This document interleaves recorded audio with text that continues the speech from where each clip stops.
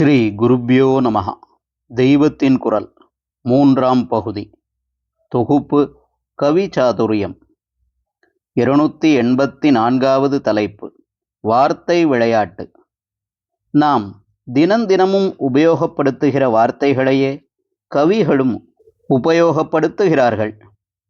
ஆனாலும் நம்முடைய பேச்சிலே கிடைக்காத அலாதியான நயம் அவர்களுடைய எழுத்திலே உண்டாகி விடுகிறது. நவரசங்களிலும் உயர்ந்த பக்தி பாவங்களிலும் உத்தமமான எண்ணங்களிலும் நம்மை கொண்டு போய் சொருகி ஆனந்தத்தை உண்டாக்குகிற சக்தி கவிகளுக்கு இருக்கிறது. அலங்காரம், இதை தமிழில் அணி என்று சொல்வார்கள்.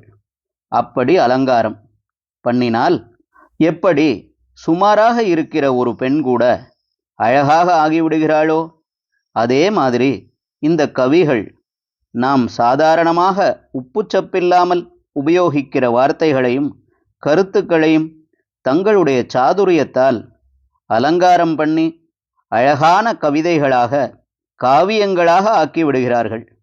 உவமை, உள்ளர்த்தம், துவனிக்க, சொல்லாமல் சொல்வது, இரண்டு அர்த்தத்தில் சிலேஷை, அதாவது ஸ்லேடை பண்ணுவது என்பதாக பல நகைகளை போட்டு லலிதமான சப்தங்களை உடைய வார்த்தைகளால் தலைவாரி புடவை கட்டி கவிதை கன்னிகையை நல்ல சௌந்தரியவதியாகச் செய்து விடுகிறார்கள்.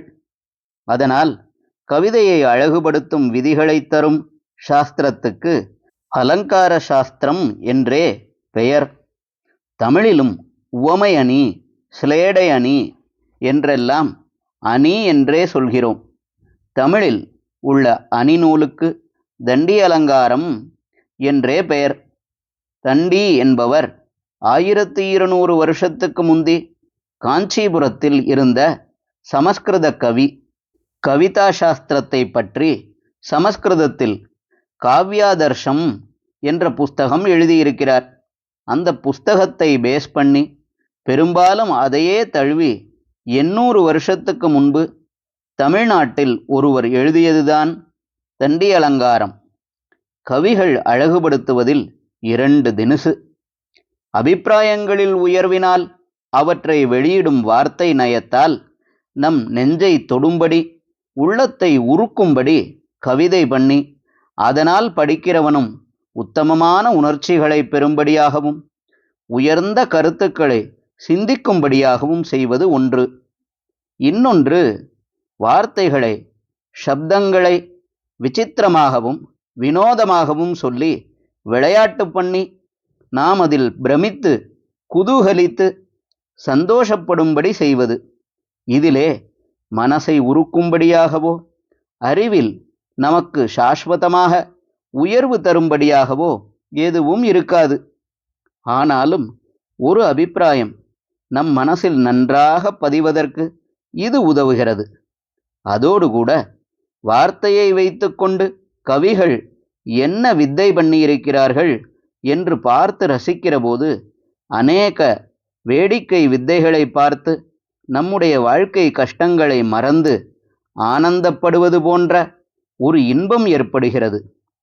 அதனால் மகா கவிகளும் கூட அபூர்வமாக அங்கங்கே இப்படிப்பட்ட வார்த்தை விளையாட்டுக்களை வேர்டு பிளே என்றே இங்கிலீஷிலும் சொல்வதை செய்திருக்கிறார்கள்.